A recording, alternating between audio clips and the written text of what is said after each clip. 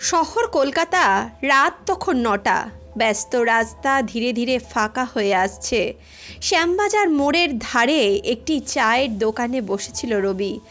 গরম চায়ের কাপ হাতে নিয়ে সে এক দৃষ্টে মোবাইল স্ক্রিনের দিকে তাকিয়েছিল।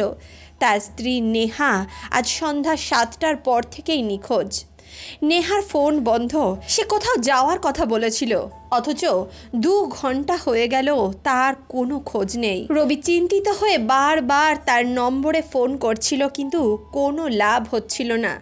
সন্ধ্যায় অফিস থেকে ফেরার পর নেহা তাকে বলেছিল, আমি বাজার থেকে কিছু জিনিস নিয়ে আসছি, তুমি রাতের খাবার তৈরি করো।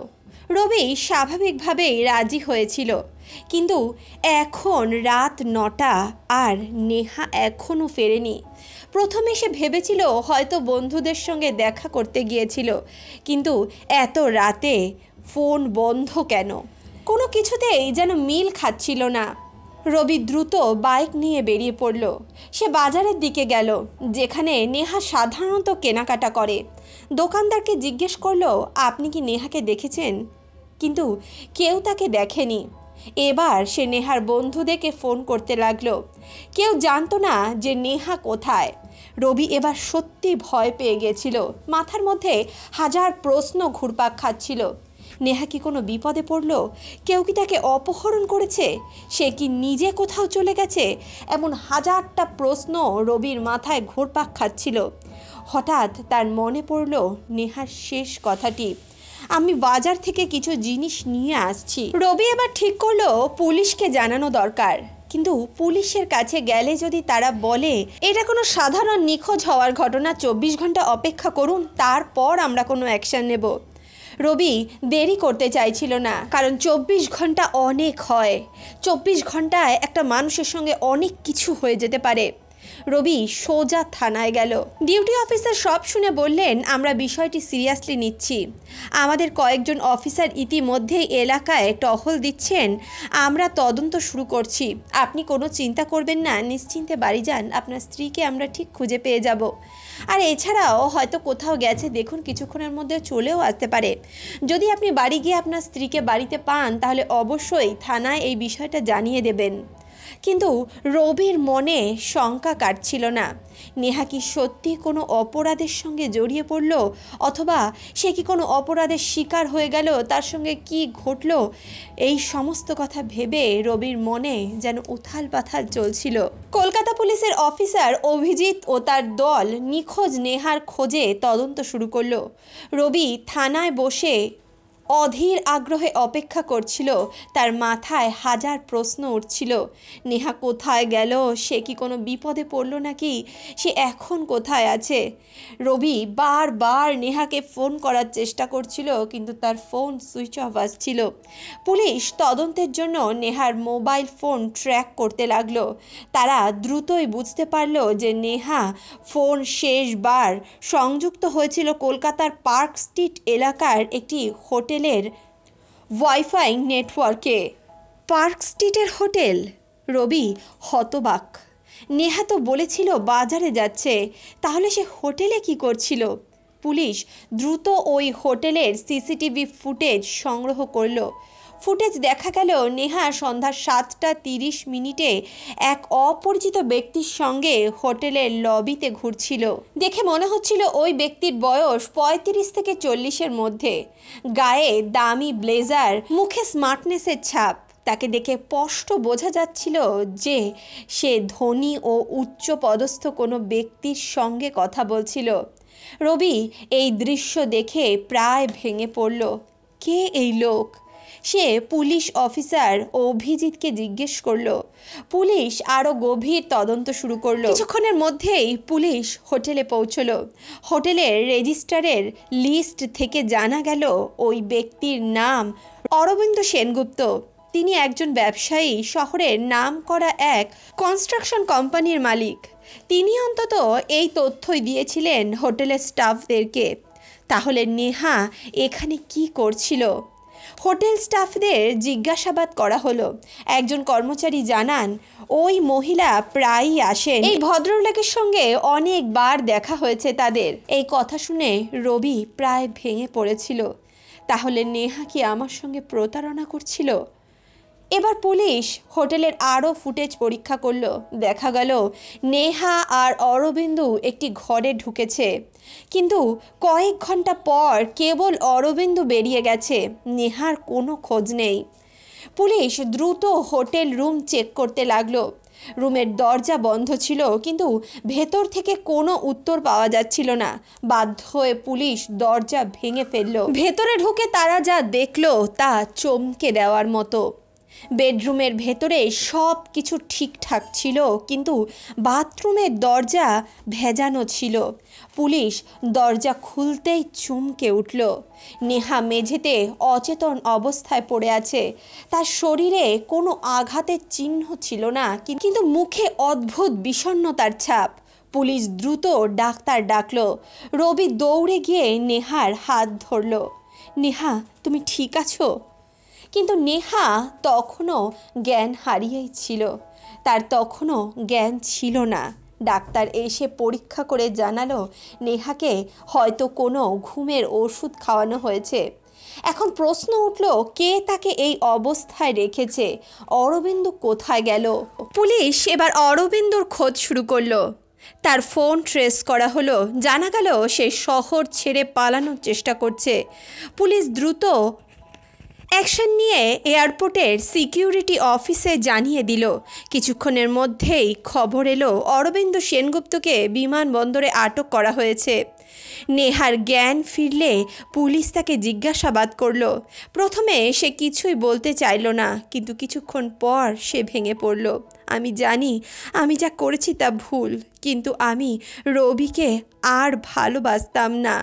অরবিন্দুর সাথে আমার সম্পর্ক অনেক দিনের। পুলিশ অফিসার অভিজিৎ কড়া গলায় বলল, তাহলে তুমি হোটেলে এসেছিলে কেন?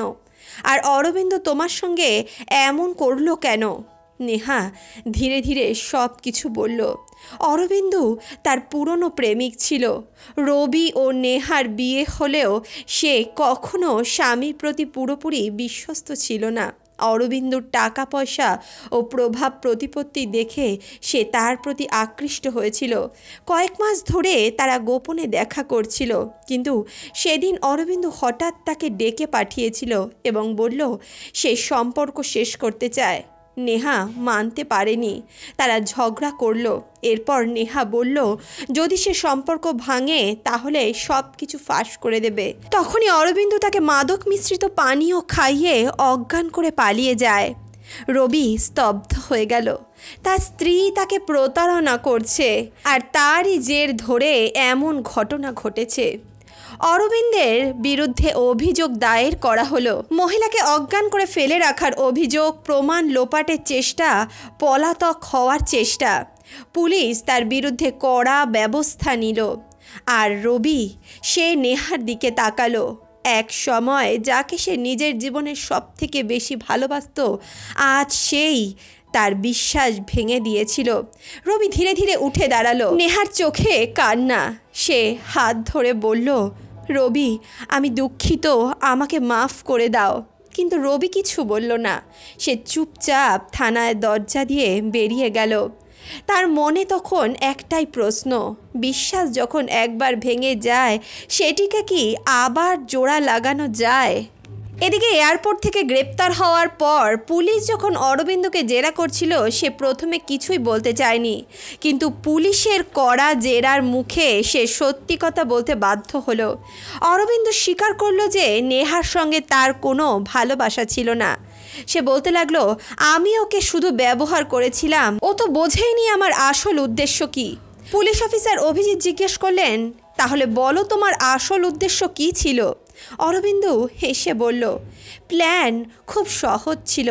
প্রথমে নেহার বিশ্বাস অর্জন করলাম, তারপর ওকে আমার প্রেমের ফাঁদে ফাঁসালাম। ধীরে ধীরে ওর সব সম্পত্তি গয়না হাতিয়ে নিলাম। রবি অবাক হয়ে শুনছিল। অরবিন্দু আবার বলতে শুরু করলো, আমি জানতাম নেহা একসময় স্বামীর উপর বিশ্বাস হারাবে। আমি সেটাই চেয়েছিলাম। ওকে মিথ্যে স্বপ্ন দেখালাম। বললাম আমি ওকে বিয়ে করব, বিদেশে নিয়ে যাব, বিলাসবহুল জীবন দেব। কিন্তু আসল সত্যটা কেবল আমিই জানতাম। আসল সত্যটা একেবারে আলাদা ছিল। অফিসার অভিজিৎ রাগী গলায় বললেন, তাহলে তুমি হোটেলে ওকে ডেকেছিলে কেন? অরবিন্দু এবার একটু অস্বস্তিতে পড়ে গেল। তারপর ধীরে ধীরে বলল, আমি চেয়েছিলাম শেষবারের মতো ওকে ব্যবহার করতে। আমি ওর সব গয়না চেয়েছিলাম। নেহা রাজি হয়নি। ও বলছিল আমি ওকে বিয়ে না করলে সব কিছু ফাঁস করে দেবে। তাই আমি ওকে একটা মাদক মেশানো পানীয় খাইয়ে অজ্ঞান করে দিয়েছিলাম এবং ওর গয়নাগুলো নিয়ে পালানোর চেষ্টা করছিলাম। রবির মাথা ঘুরে যাচ্ছিল। নেহা শুধু তাকে প্রতারণাই করেনি, সে নিজেও প্রতারিত হয়েছে।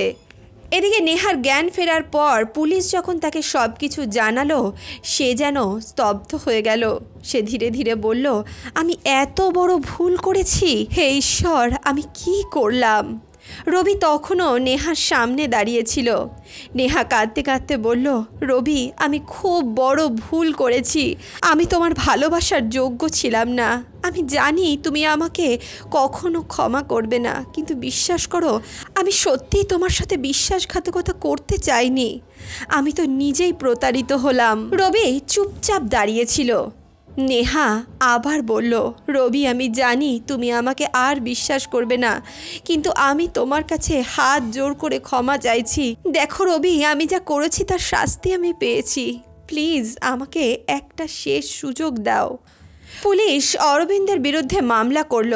প্রতারণার অভিযোগ, নারীকে অজ্ঞান করে সম্পত্তি লুট করার অপরাধ, বিবাহ বহির্ভূত সম্পর্ক গড়ে প্রতারণার মাধ্যমে অবৈধ সম্পদ হাতিয়ে নেওয়ার অভিযোগ। কোর্টে মামলাটি উঠল। বিচারক সমস্ত প্রমাণ দেখে স্পষ্ট জানিয়ে দিলেন, অরবিন্দ সেনগুপ্ত একজন ঠক, একজন প্রতারক। সে শুধু নেহাকে নয়, আরও অনেক মহিলাকে এভাবেই প্রতারণা করেছে। এই ধরনের অপরাধ সমাজের জন্য ভয়ানক। তাই আদালত তাকে 10 বছরের কারাদণ্ডের নির্দেশ দিচ্ছে এবং তার সমস্ত অবৈধ সম্পত্তি বাজেয়াপ্ত করার আদেশ দিচ্ছে। অরবিন্দ কোর্ট রুমে দাঁড়িয়ে চিৎকার করছিল, আমি নির্দোষ, আমাকে ফাঁসানো হয়েছে। কিন্তু বিচারকের রায় বদলালো না। পুলিশ যখন তাকে হ্যান্ডকাফ পরিয়ে যাচ্ছিল, তখন সে রবির দিকে তাকিয়ে হাসল। তুমি হয়তো আমাকে জেলে পাঠালে, কিন্তু তুমিও তোমার স্ত্রীকে আর বিশ্বাস করতে পারবে না। তুমিও তাকে বিশ্বাস করতে ভয় পাবে, কারণ তোমার স্ত্রী আমার প্রেমে পাগল হয়ে গেছিল। রবি কিছুই বলল না, কিন্তু তার মনে হচ্ছিল সে তাকে উপযুক্ত শাস্তি দিক। রবি যখন কোর্টরুম থেকে বাইরে বেরোলো, সে দেখল নেহা তার সামনে দাঁড়িয়ে আছে, কাঁদছে। নেহা কাঁদো কাঁদো গলায় বলল, রবি, আমি জানি তুমি আমাকে আর বিশ্বাস করতে পারবে না, কিন্তু দয়া করে আমাকে ক্ষমা করে দিও। আমি তোমার ভালোবাসার যোগ্য নেই। আমি চাই না তুমি আমাকে ঘৃণা করো। রবি কিছুক্ষণ চুপ করে দাঁড়িয়ে রইল, তারপর ধীরে ধীরে বলল, নেহা, তুমি শুধু আমাকে নয়, নিজেকেও ধোঁকা দিয়েছ। বিশ্বাস যখন একবার ভেঙে যায়, সেটা আর জোড়া লাগে না। তুমি যদি সত্যি অনুশোচনা করো, তাহলে নিজের ভুল থেকে শিখে একটা নতুন জীবন শুরু করো। কিন্তু আমি আর তোমার জীবনে ফিরতে পারবো না। নেহা ভেঙে পড়ল। সে কিছু বলার চেষ্টা করলো, কিন্তু রবি আর এক মুহূর্তও দাঁড়ালো না। সে ধীরে ধীরে কোর্টের সিঁড়ি দিয়ে নেমে গেল। নেহা শুধু দাঁড়িয়েই রইল। চোখ থেকে অনুশোচনার অশ্রু গড়িয়ে পড়ছিল। এদিকে অরবিন্দু তখন পুলিশের গাড়িতে বসছে, হাতকড়া পরা। তার মুখে আর সেই দেমাগ নেই কোনো চালাকি। এবার তার ভবিষ্যৎ জেলখানার অন্ধকার কুঠুরিতেই কাটবে। কিন্তু বন্ধুরা, এই কাহিনীর সবথেকে বড় শিক্ষা হলো, টাকা, প্রতিপত্তি এবং মিথ্যা ভালোবাসার মোহে পড়ে কেউ যদি সত্যের পথ ছেড়ে দেয়, তাহলে একদিন সে নিজেই ধ্বংস হয়। রবি আজ হয়তো একেবারে একা হয়ে গেছে, কিন্তু সে হারেনি। সে সত্যের পথে ছিল আর সত্যের জয় হয়েছিল। সে তার নিজের জীবন নতুন করে শুরু করবে, কিন্তু এবার সে আরও শক্তিশালী হবে, আরও সচেতন হবে। কিন্তু নেহার জন্য এই পরীক্ষা আজীবনের।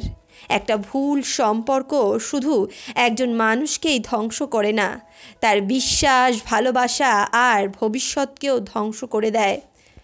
এটা ছিল নেহার চরম শিক্ষা। জীবনে সঠিক মানুষকে চিনতে দেরি করলে জীবনটাই নষ্ট হয়ে যায়।